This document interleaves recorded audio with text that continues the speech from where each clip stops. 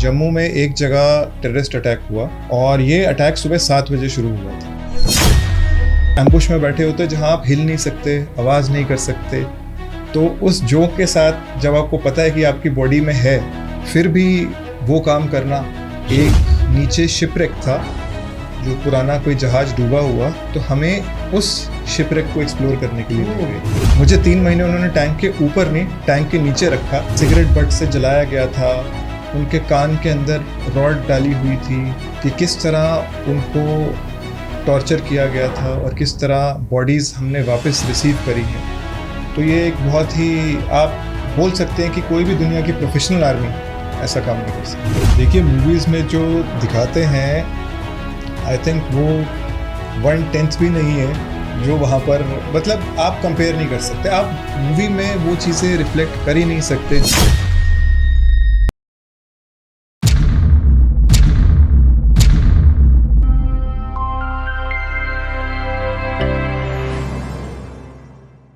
Indian army, जी हाँ, आज का जो हमारा पॉडकास्ट होने वाला है वो है इंडियन आर्मी के ऊपर। इंडियन आर्मी वर्ड सुनते ही हमारा, कहते हैं, छाती फूल जाती है। वही हो रहा है मेरे साथ भी। इसके लिए आज जो हमारे साथ गेस्ट जुड़े हैं, इन्होंने नॉर्थ ईस्ट के जंगलों से लेकर रेगिस्तान राजस्थान के और लद्दाख के हाई एल्टीट्यूड तक इंडिया को सर्व किया है। बस बहुत बहुत स्वागत करना चाहूँगा लेफ्टिनेंट कर्नल प्रशांत जसरोटिया जी का। सो वेलकम सर, आपका बहुत बहुत स्वागत है पॉडकास्ट पावर पे। Thank you, pleasure is all mine.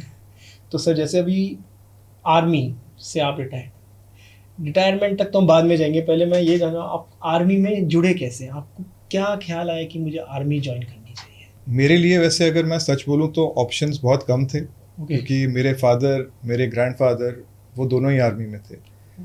तो एम बचपन से बहुत क्लियर था कि मुझे यूनिफॉर्म पहननी है।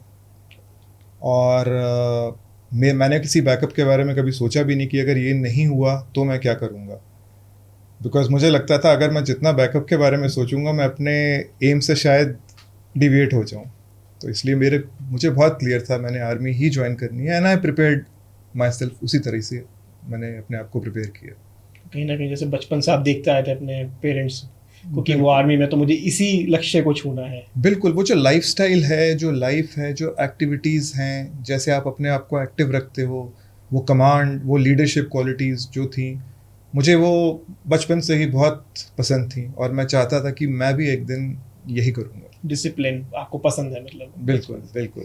तो सर, जैसे आपकी पोस्टिंग नॉर्थ ईस्ट में भी रही है, जंगलों में भी रही है, राजस्थान के डेजर्ट्स में भी रही है, लद्दाख के हाई एल्टीट्यूड में भी आपने सर्व किया है इंडिया के लिए। तो इनसे जुड़े कोई किस्से, जैसे पहले हम नॉर्थ ईस्ट की बात करें, तो वहाँ पे ऐसे क्या चैलेंजेस रहते हैं इंडियन आर्मी के लिए जो नॉर्मल व्यूअर तो कभी जान ही नहीं सकता? क्योंकि वहाँ पे हम तो ये सोचते हैं कि हमारे लिए सोल्जर्स जो हैं वो हमारे लिए खड़े हैं, हर जगह हमें रक्षा दे रहे हैं, लेकिन वहाँ के एक्सपीरियंसेस आप बताएं एक बार। देखिए, नॉर्थ ईस्ट के जो जंगल्स हैं वो काफ़ी डेंस हैं। वहाँ पर जैसे ट्रॉपिकल रेन फॉरेस्ट होता है, उसी टाइप का हल्की हल्की बारिश होती रहती है, कीचड़ वगैरह, स्लश बहुत होता है। और स्पेशली जब आप एम्बुशेस में बैठे होते हैं, तो इनफैक्ट एक छोटा सा इंसिडेंट बताता हूँ। हम एम्बुश में बैठे हुए थे और ऊपर पेड़ से लीचेस गिर रही थी, जो जोंक हैं। और जोंक की खासियत ये है कि जब वो आपको लग जाती है, आपको उस टाइम पता नहीं लगता। जब वो आपका खून चूस के थोड़ी बड़ी हो जाती है साइज़ में, तब आपको महसूस होती है। तो पेड़ के ऊपर से जो शर्ट और गर्दन के बीच में गैप होता है, वहाँ से ड्रॉप होके सीधी शर्ट के अंदर चली जाती थी। और कई बार आप इस तरह के एम्बुश में बैठे होते हैं जहाँ आप हिल नहीं सकते, आवाज़ नहीं कर सकते। तो उस जोक के साथ जब आपको पता है कि आपकी बॉडी में है, फिर भी वो काम करना और रिएक्ट ना करना, ये एक छोटा सा एग्जाम्पल है इस चीज़ का। मतलब जोक आपसे लगी हुई है, आपकी बॉडी पे चिपकी हुई है, लेकिन आप वहाँ पे कोई एक्शन नहीं ले रहे। बहुत ही, मतलब एक तरीके से इरिटेशन जो उस समय हो रही है, लेकिन आपको आर्मी में यही सिखाया जाता है कि आपको पहले जो आपका लक्ष्य है आपको वो पार करना है। बिल्कुल बिल्कुल। तो सर, जैसे अभी नॉर्थ ईस्ट किया, थोड़ी ऐसे रेगिस्तान की डेजर्ट्स में भी आपने सर्व किया है, तो वहाँ पे ऐसे क्या चैलेंज है कि वहाँ एक तरफ जंगल जहाँ बारिश हो रही है, एक तरफ बिल्कुल डेजर्ट की बिल्कुल गर्मी चीज़ है, तो वहाँ पे आप मतलब आर्मी को क्या चुनौतियों का सामना करना पड़ता है? वैसे आपने ये टॉपिक छेड़ा तो इंसिडेंटली मेरी पोस्टिंग नॉर्थ ईस्ट में राजस्थान से स्ट्रेट आई थी। ओके। तो 50 डिग्री टेम्परेचर से जहाँ पर इंडिया में सनराइज लास्ट हो रहा है, वहाँ से सबसे पहले उस जगह पे आ गए जहाँ सनराइज सबसे पहले हो रहा है। तो टेम्परेचर एक बहुत ही इम्पॉर्टेंट रोल प्ले करता है, स्पेशली डेजर्ट्स में। और सैंड स्टॉर्म, डस्ट, बहुत सारे चैलेंजेस है। बट अगर जैसे मैं आर्मर्ड कोर में हूँ, हम टैंक्स होते हैं हमारे पास, तो अगर कोई हमसे पूछे कि आपको ऑपरेट करने के लिए सबसे अच्छी जगह या सबसे अच्छा इलाका कौन सा है, तो हम बोलेंगे वो डेजर्ट्स है। ओके। क्योंकि जो ट्रेनिंग के लिए हमें डेजर्ट्स एनवायरनमेंट देती है, वो शायद ही अभी और कहीं हमें मिलेगा। सर, टेररिस्ट से कभी आपका सामना हुआ है या किसी मतलब मुठभेड़ हुई है कभी किसी टेररिस्ट से या कि बटालियन की जिसमें आप थे? देखिए, मुझे लगता नहीं शायद सर्विस में कोई भी ऐसा फौजी होगा जिसकी कभी ना कभी टेररिस्ट के साथ कोई इनकाउंटर नहीं हुआ होगा। मैं एक छोटा सा एग्जांपल देता हूँ। मैं जम्मू की बात करता हूँ। जम्मू में एक जगह, किसी जगह पे टेररिस्ट अटैक हुआ और ये अटैक सुबह 7 बजे शुरू हुआ था। ओके। और 4 बजे के करीब जो 3 टेररिस्ट थे उनको हमने एलिमिनेट किया था। और 4 बजे जब हमने नोटिस किया कि उनके पास हथियार और एमनिशन अभी भी कितना बचा हुआ था, और उनकी जो आंखें थी वो एकदम ब्लड रेड थी, तो हमें ये लगा था कि ये प्रोबेबली एक तो हाईली ट्रेंड थे, दूसरा ये ड्रग्ड थे जब ये इसके लिए, अपने अटैक के लिए आए थे। ओके। एक मैं और इंसिडेंट शेयर करूंगा नॉर्थ ईस्ट का ही।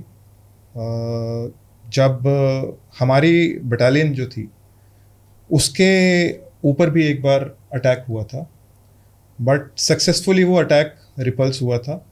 और उसके बाद जो हमारी बटालियन ने वहाँ काम किया वो इतना काबिल तारीफ़ था कि जितने भी हमारे सीनियर ऑफिसर थे, डिग्नेटरीज थे, उन्होंने बोला कि ये काम जो इस बटालियन ने किया है ये बहुत ही ज़्यादा काबिल तारीफ़ है। एंड हमने इंश्योर किया कि उस एरिया में उस दौरान जब तक हम लोग थे वहाँ पर एक भी अटैक नहीं होगा। तो मतलब जैसा आप बता रहे कि उनकी आंखें ब्लड रेड थी, तो मतलब कि वो ड्रग्स ले रखे थे उन लोगों ने, या मतलब जितने भी आतंकवादी होते हैं सब ड्रग्स लेके इतने उसमें आते हैं जोश में कि हमें अटैक करना, या इनका माइंड वॉश किया जाता है? देखो, माइंड वॉश तो 100% किया ही जाता है। कोई भी बिना ऐसी चीज़ के अपनी जान जोखिम में नहीं डालेगा। लेवल ऑफ मोटिवेशन जो है 2 तरीके से आता है। या तो हमारी तरह कि जो देश के लिए कुछ भी करने से पहले 2 बार सोचेंगे नहीं, और दूसरा ऑप्शन है उन्हें एक तो मॉनेटरी बेनिफिट दिया जाता होगा, और दूसरा ये जो मेरा परसेप्शन खुद का है कि वो ड्रग थे जब वो इस अटैक के लिए आए थे। वहाँ पे हथियार भी अच्छे खासे बचे हुए थे, मतलब अगर उन्हें तब नहीं रोका जाता तो वो और भी और देर तक लड़ सकते थे। एलिमिनेट तो होना ही था, शायद थोड़ी देर और लग जाती। आपकी बटालियन के बारे में थोड़ी बात करना चाहूँगा। आपकी बटालियन के कुछ किस्से जो आपको यादगार रहे हों हमेशा, कि हाँ ये मेरे दिल के अलग ही करीब हैं। मैं आपको बताता हूँ, हम जब ट्रेनिंग करते हैं तो ट्रेनिंग में हमें लास्ट में बताया जाता है आप कौन सी बटालियन चूज़ कर सकते हैं और आपको कौन सी बटालियन मिलेगी।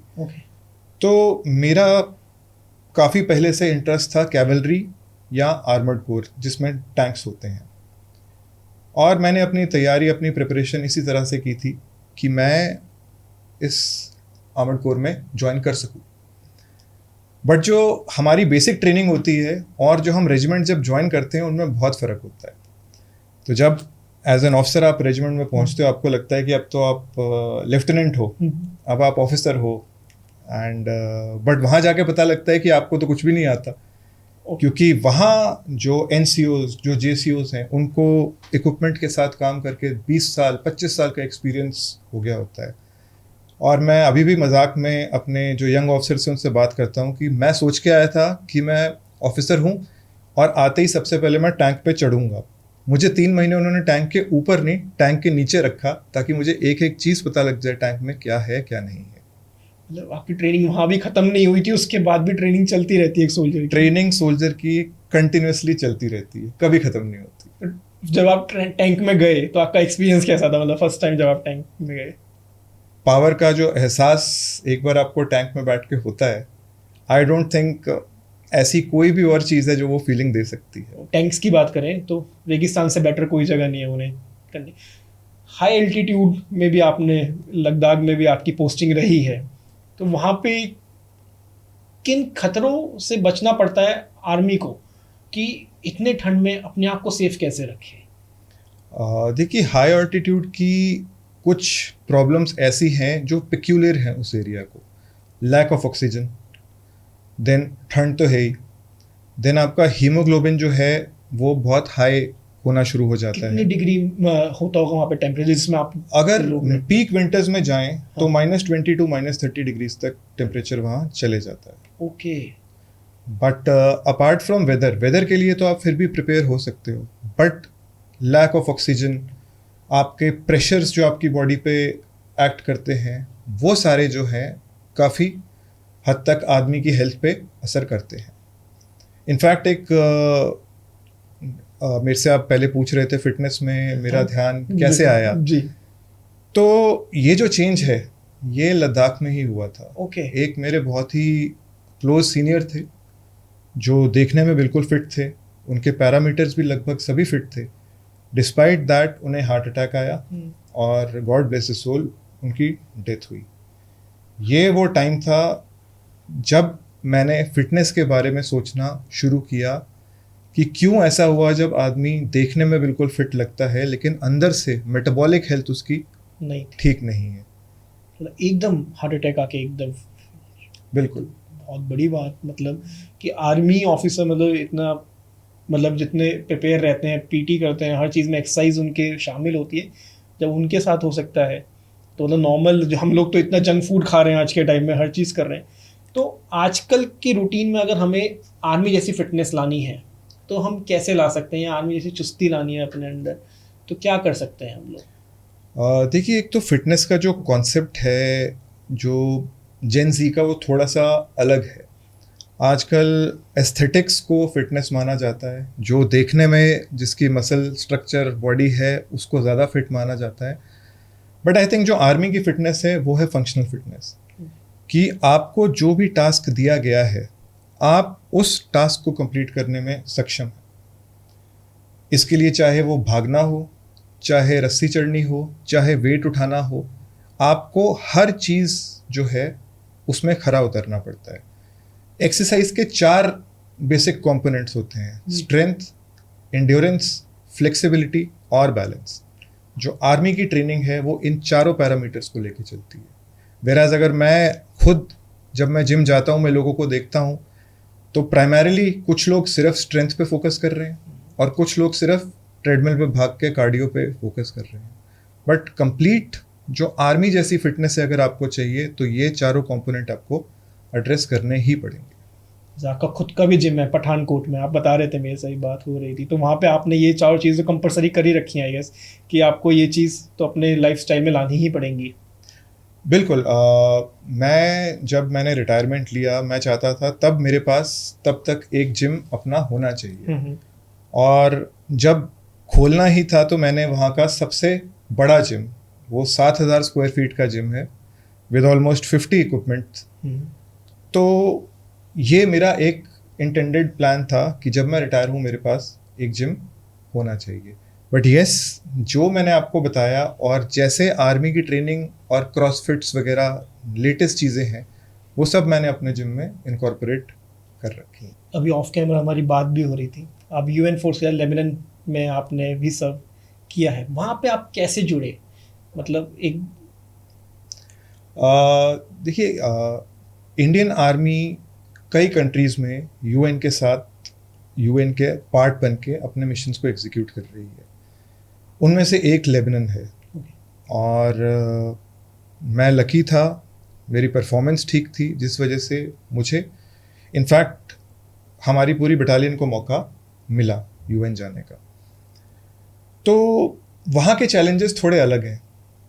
वहाँ के लोगों का रहने का तरीका, बात करने का तरीका, उनकी हमारे परसेप्शन, हम लोगों की परसेप्शन जो उनके बारे में है, वो सब अलग थी। अलग है।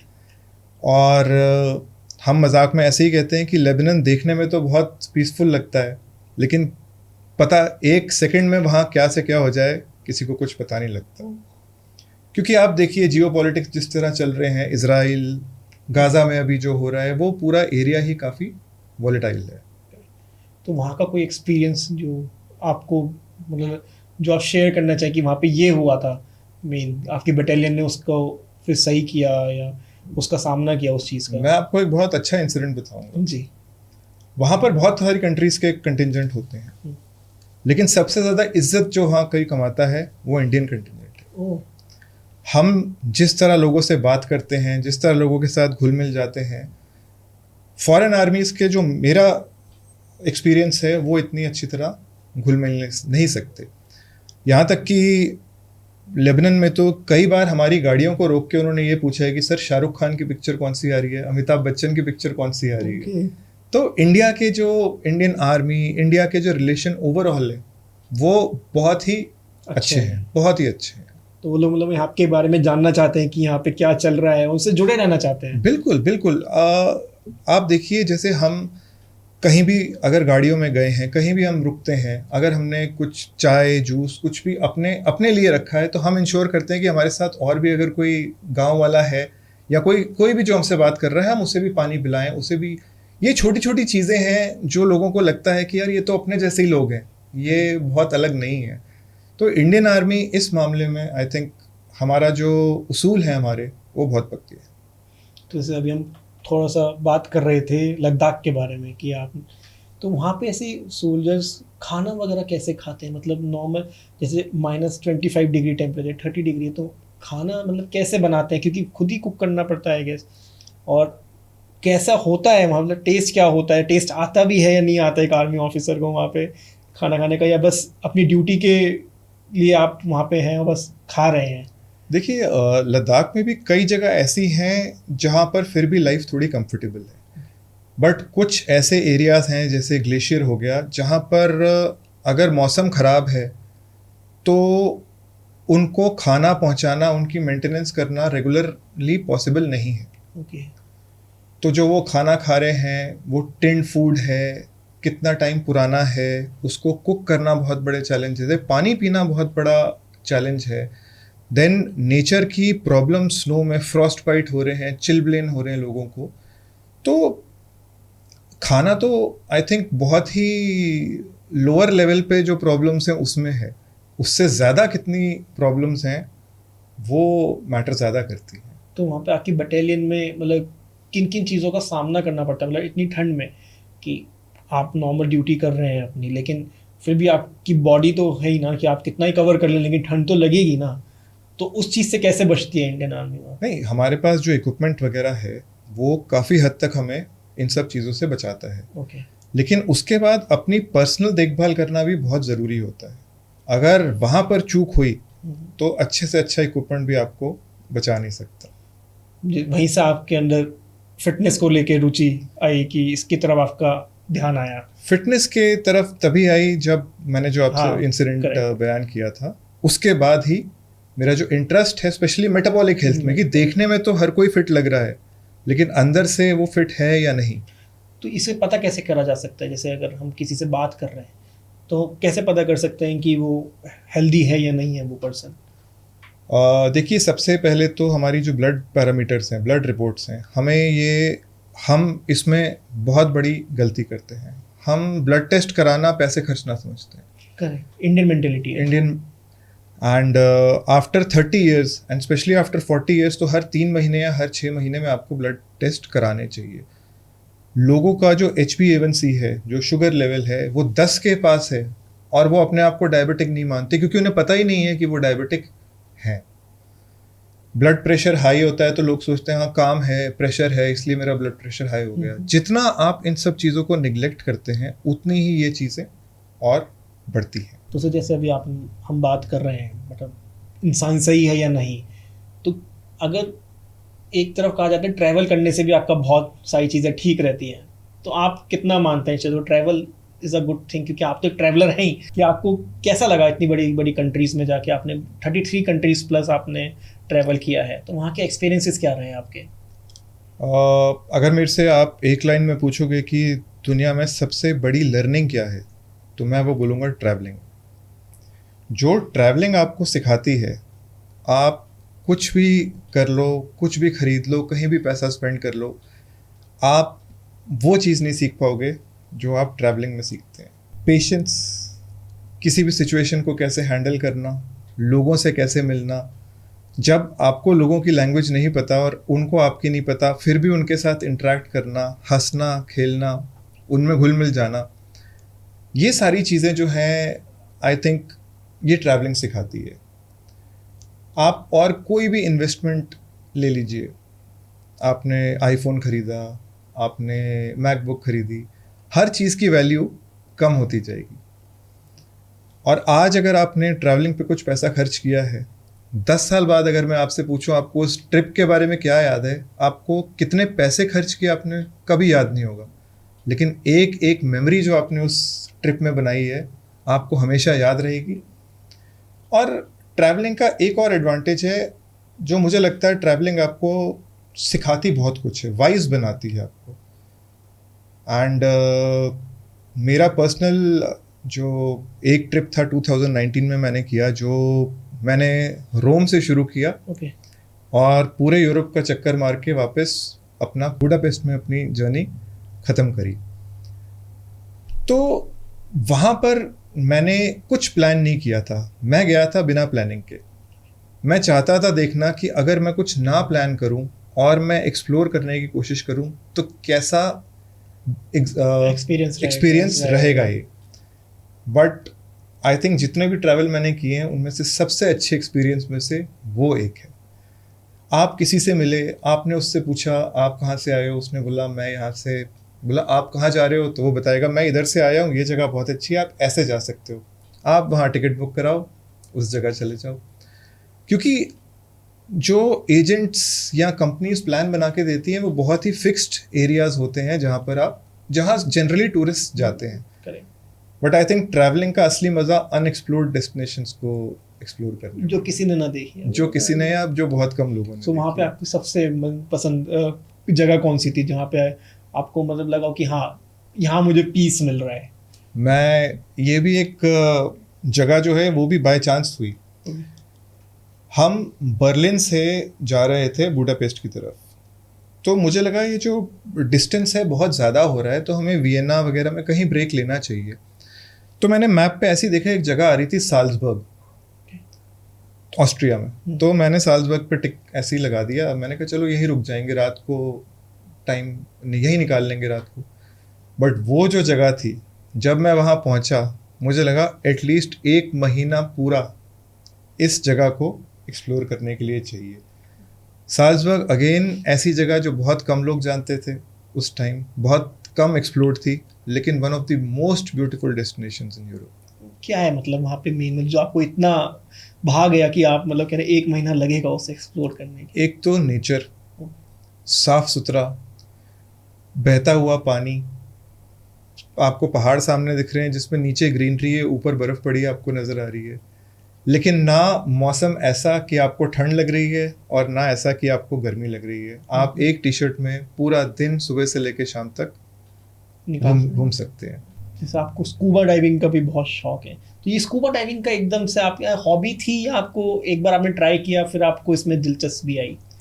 स्कूबा डाइविंग करना तो मैं बहुत टाइम से चाहता था, बट कभी मौका मिला नहीं। इसका मौका जब मुझे मिला तब मैंने कहा जब करनी ही है तो ऐसे करनी है कि आप सर्टिफिकेशन इसकी लो, ताकि आप दुनिया में कहीं भी जाओ आप डाइव कर सको। स्कूबा डाइविंग का एक उसूल है, अगर आप सर्टिफाइड नहीं है तो जो आपके साथ डाइव करने जा रहा है वो आपको पकड़ के रखेगा। ओके। वो आपको छोड़ेगा नहीं, क्योंकि सेफ्टी इश्यूज होते हैं। तो जब मैं कोर्स पे गया स्कूबा डाइविंग के, मैंने स्कूबा डाइविंग शुरू करी, मैंने सर्टिफिकेशंस हासिल करी, फिर उसके बाद किसी ने बोला आप इसमें स्पेशलाइजेशंस भी कर सकते हैं। ओके। तो मुझे जितना डीप मैं डाइव कर सकता था उतना ज़्यादा वो एक्साइटिंग लगता था, तो मैंने स्पेशलाइजेशन करी फिर डीप डाइविंग में। और अब हर साल मैं इंश्योर करता हूँ कि मैं दुनिया में कहीं भी जाऊँ मैं वहाँ अपनी डाइव्स करके आऊँ। जैसे आपने सर्टिफिकेट लेना पड़ता है इसके लिए कि आपको पकड़ के रखता है जिस पे नहीं है, मतलब मैंने तो एक बार ही करी है अपनी लाइफ में, मैं दुबई गया था, मैंने वहाँ पे किया था, तो मुझे अब समझ आ रहा है कि उसने हमें पकड़ क्यों रखा था, क्योंकि वो सर्टिफाइड नहीं होंगे मे बी, बिल्कुल। लेकिन उन्होंने हमें अराउंड 20 मीटर्स डाउन हमें लेके गए थे, हाँ। हमने फिशेस वगैरह देखा, अंदर का देखा कैसा होता है। हाँ, आप तो उससे भी डीप जा चुके हैं, तो वहाँ के क्या एक्सपीरियंसेस थे? ये आपने बहुत ही एक अच्छा सवाल पूछा है, क्योंकि जो डीप डाइविंग के एक्सपीरियंस हाँ, हैं वो बहुत अलग होते हैं। जी। एक तो जब आप डीप में जाते हैं तो कलर चेंज होना शुरू हो जाते हैं। अगर आपके पास कोई रेड कलर की चीज़ है वो आपको ब्राउन नज़र आना शुरू होती है। ये बिकॉज आप जितना नीचे जाओगे ये सारी चीज़ें होंगी। तो मुझे अभी भी याद है, हमारे पास एक अपनी एयर प्रेशर आपके कितना है उसको नापने का इंस्ट्रूमेंट होता है, ओके। और उसमें जब वो रेड लेवल पे आता है इसका मतलब आप डेंजर में, आपकी एयर जो है कम हो गई है। जब मैं नीचे गया मैं देख रहा था मेरा शायद ख़राब है, इसमें रेड कलर तो है ही नहीं, इसमें कलर ही सिर्फ ब्राउन Brown आ रहा ब्राउन है। है। तो ऐसी काफ़ी चीज़ें होती हैं। नार्कोसिस का खतरा ज़्यादा होता है। नार्कोसिस बिकॉज जो हमारा टैंक होता है that is 75% nitrogen and 25% oxygen. तो जितना ज़्यादा आप नाइट्रोजन इनहेल करते हैं आपको नार्कोसिस का, तो थोड़े सेंसेस डिले होते हैं, थोड़ा सा ये जो इशू मैंने आपको बताए। लेकिन जो हमारे टेस्ट होते हैं अगर आप वो सुनोगे आपको पहले तो हंसी आएगी। जो एक टिक टैक टो गेम नहीं होता जिसमें क्रॉस हाँ जी, जीरो क्रॉस जी, जी। जीरो बनाना होता है, तो जब हमें ये नीचे डेप्थ में ले जाते हैं वहाँ हमें ये गेम खिलाते हैं। वहाँ पे वहाँ इसलिए खिलाते हैं कि इतनी डेप्थ में जाके आपका ब्रेन किस तरह काम कर रहा है वो नोट करने के लिए। ओके। तो ये सारे डीप डाइविंग के टेस्ट के ये पार्ट्स हैं। तो इसके बाद ही जब आप क्लियर करते हो आपको डीप डाइविंग की जो स्पेशलाइजेशन है वो मिलती है। जब आपने फर्स्ट टाइम डीप डाइव किया, क्या देखा मतलब अंदर जो आपको अच्छा लगा कि हाँ ये मतलब इसी चीज़ के लिए मैंने ये इतना वो किया, प्रैक्टिस करी और इतना सर्टिफाइड हुआ हूँ? मैं अपने आप को थोड़ा लकी कंसिडर करता हूँ। जो मेरी डीप डाइव थी वो शिपरेक डाइव थी। एक नीचे शिपरेक था, ओके। जो पुराना कोई जहाज डूबा हुआ, तो हमें उस शिपरेक को एक्सप्लोर करने के लिए ले ओह। गए थे। तो वो भी एक बहुत ही अच्छा एक्सपीरियंस था। हम शिप के अंदर घुसे, वहाँ बाथरूम में बाथटब शिप के, ऐसी ऐसी छोटी छोटी चीज़ें जो आपको लगता है कि जब ये शिप अपने फुल ग्लोरी में होगा तो ये किस टाइप का लग्जरी शिप होगा। तो और काफ़ी नीचे जितना आप डीप जाओ जो मछलियाँ हैं वो भी अलग टाइप की आपको नज़र आना शुरू होती है। जैसे मतलब the kind of fishes which are there, kind of fish which are there ऊपर एट लो लेवल, नीचे जाते जाते ये सब everything is different, everything is different. तो ये कहाँ की बात है जो आप शिप वाली बता रही हैं, आपने कहाँ पे ये dive मैंने किया था? अंडमान में पोर्ट ब्लेयर में करी। ओके। तो मतलब वहाँ पे मतलब जैसे हम आज के शिप्स देखते हैं, मतलब पूरा सेम नीचे वो डूबा हुआ हाँ, नीचे ship डूबा था। हुआ शिप। तो आप पूरा उसका एक्सपीरियंस किया। बिल्कुल बिल्कुल। तो जैसे बाथ टब था, मतलब वहाँ पे सब चीज़ें वैसी लगी हुई थी मतलब। जो जो बची हुई थी बची वो हुई थी। लगी हुई थी। तो सर आपको chief of army staff commendation का अवार्ड भी मिला हुआ है, ये आपको कैसे मिला? मतलब इसके लिए कौन से ऑपरेशंस में थे आप जिसमें आपने इसको लीड किया? जो chief of army staff commendation gallantry मुझे मिला है, ये मिला था मुझे 2008 में। ओके। मैं स्पेसिफिक्स में नहीं जाऊंगा, बट मैं उस टाइम एक कंपनी कमांडर था और इंसर्जेंसी एरिया में था। एंड तकरीबन 20 से 25 गांव जो थे वो मेरी जो कंपनी हमारी थी उसके आसपास थे। ओके। और मेरा हमेशा से और मेरे ट्रुप्स का एक मोटिव हमेशा था कि हम जितने भी गांव वाले हैं उनके साथ अपने रिलेशंस बहुत अच्छे रखें। यहाँ तक कि हम उन्हें कभी कभी अपने पास बुला के या हम उनके गांव में जाके कुछ ना कुछ ऑर्गेनाइज करते थे, ताकि हमारी जो उनके साथ बॉन्डिंग है, जो रिलेशन है, वो काफ़ी अच्छे रहें। आई थिंक ऐसे ही करते करते 6-7 महीने हुए थे हमें, और हम इन लोगों के साथ कभी वॉलीबॉल मैच करवा लिया, कभी फुटबॉल मैच करा लिया, मतलब इन लोगों के साथ हम एंगेजिंग रहते थे। तो ऐसे ही एक मैच के दौरान मेरे पास एक गांव का जो मुखिया जिसको कह सकते हैं, सरपंच।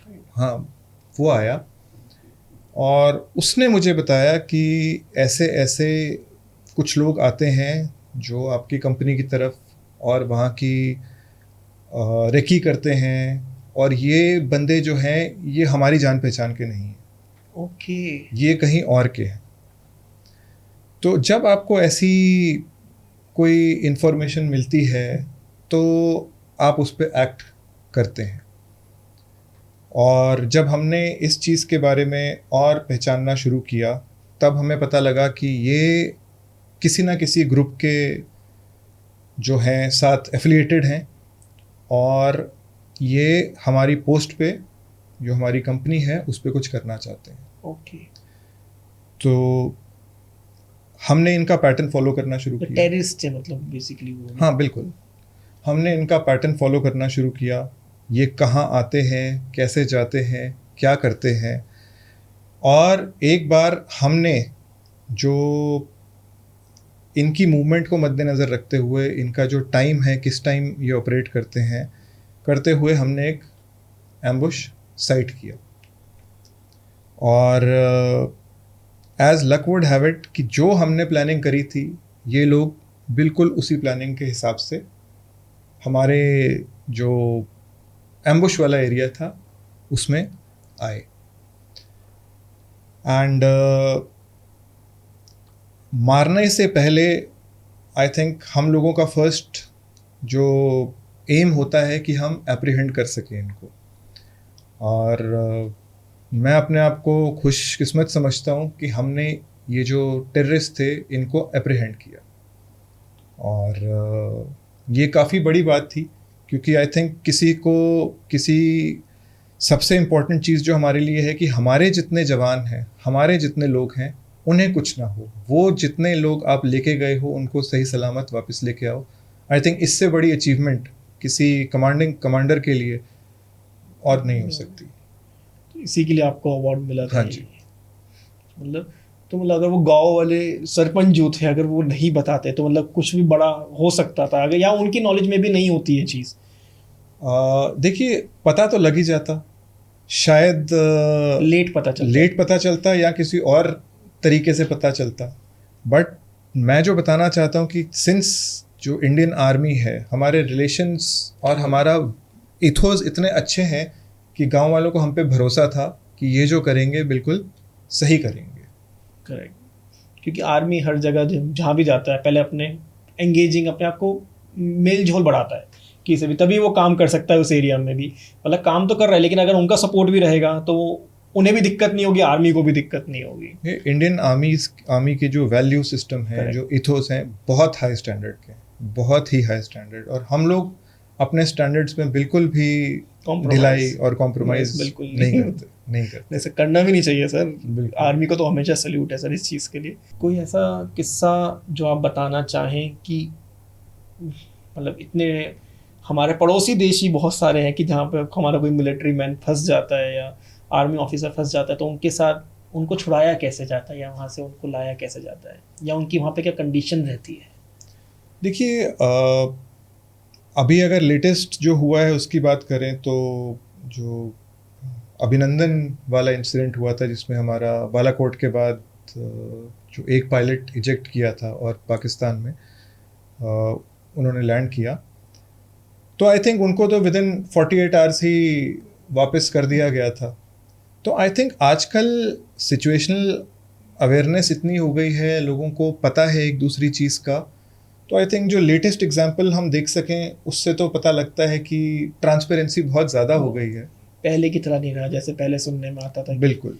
मतलब हम सोल्जर वापस तो आ रहे हैं लेकिन पता चलता था कि किस रूप में आ रहे हैं वो नहीं पता चलता था। बिल्कुल बिल्कुल। आप कारगिल का अगर आप स्पेशली जो जाट बटालियन है, अगर आप उनका इंसिडेंट पढ़ें कि किस तरह उनको टॉर्चर किया गया था और किस तरह बॉडीज़ हमने वापस रिसीव करी हैं, तो ये एक बहुत ही, आप बोल सकते हैं कि कोई भी दुनिया की प्रोफेशनल आर्मी ऐसा काम नहीं कर सकती।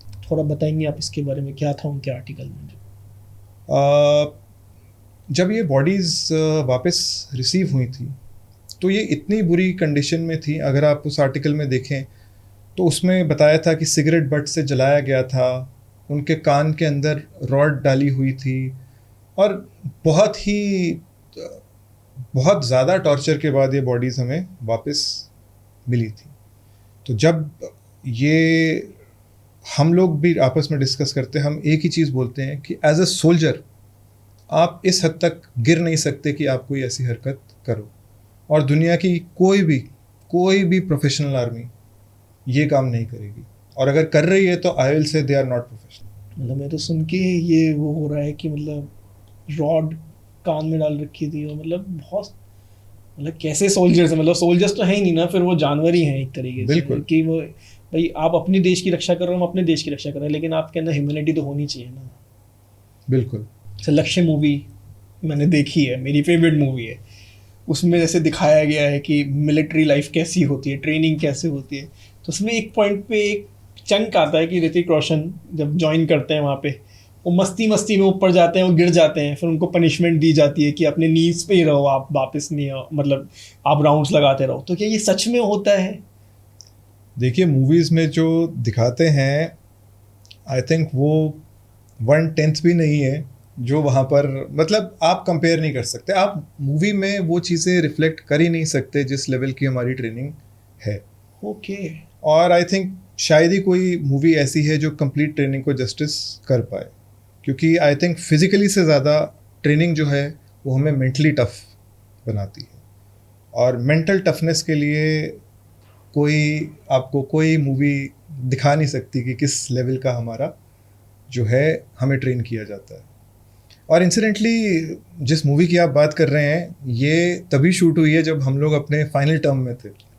अच्छा। एंड जब ये शूटिंग हो रही होती थी तो हम भी इस शूटिंग के पार्ट थे, हम भी कुछ ना कुछ कर रहे होते थे, कभी आगे या कभी पीछे।